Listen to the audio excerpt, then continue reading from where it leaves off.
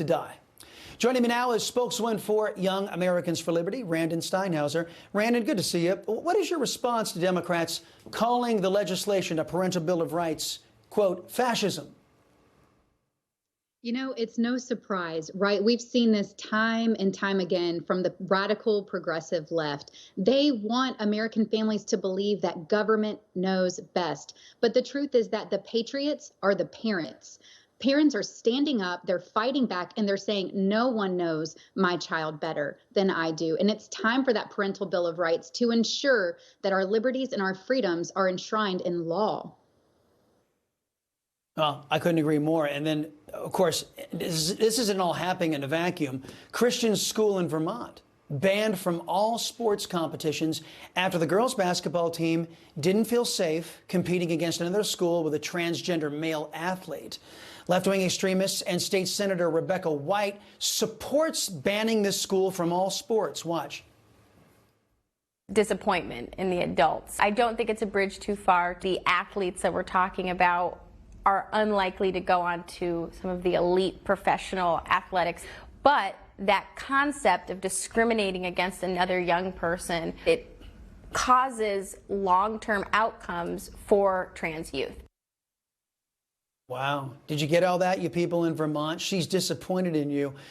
First, she got that backwards. In America, elected leaders are supposed to worry if they disappoint voters, not the other way around. Secondly, isn't this anti-science push to put biological males into women's sports, isn't it unfair and dangerous, Randan?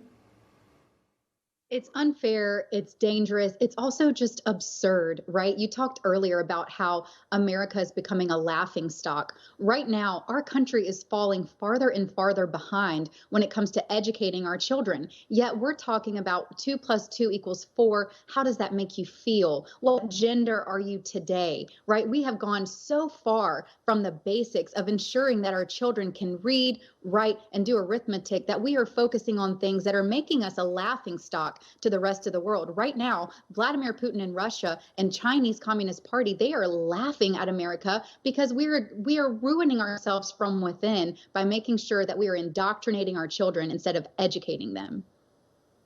Another mechanism that they're using in GovEd to push collectivism is this critical race theory, the Hate Whitey program. Here's a mother from Minnesota slamming the Democrats' racist curriculum and the governor's woke education bill there. The bill tells kids of color that they are stuck in a caste system based on their race. It also tells kids, and I quote, that institutions chronically favor white people and disadvantage people of color. I'm sick of everyone denying the enormous progress we've made in this country, acting like it's 1930. We used to have a race-based system. We got rid of it, and now you're all trying to bring it back. You legislators of color, how can you? You made it despite the invisible boogeyman of systematic racism. You were voted in by a majority of white people. You hold some of the most powerful positions in this state. Yet you want to tell my kids and other kids of color that they can't succeed? It's shameful. It's terrible. Wow. How powerful is that? And that's what Democrats are doing. They're telling black children they can't succeed without government because of the color of their skin. And white children are being called oppressors. In my view, this is vile poison. What do you say, Randan?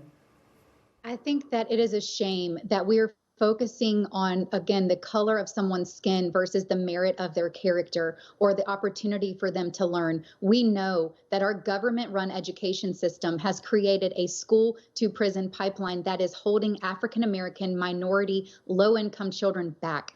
Our families, the #1 growing population of homeschooling families in America, African-American families. They are moving out of the system. They are saying enough with this systemic oppression, one government program to the next. Our African-American mothers are standing up and pushing back, and I'm so proud of that mother and all of the mothers and fathers across our country right now who are saying enough is enough. We are going to take to the streets, if necessary, to push against this government indoctrination of our children and ensure that they have the opportunities that they deserve.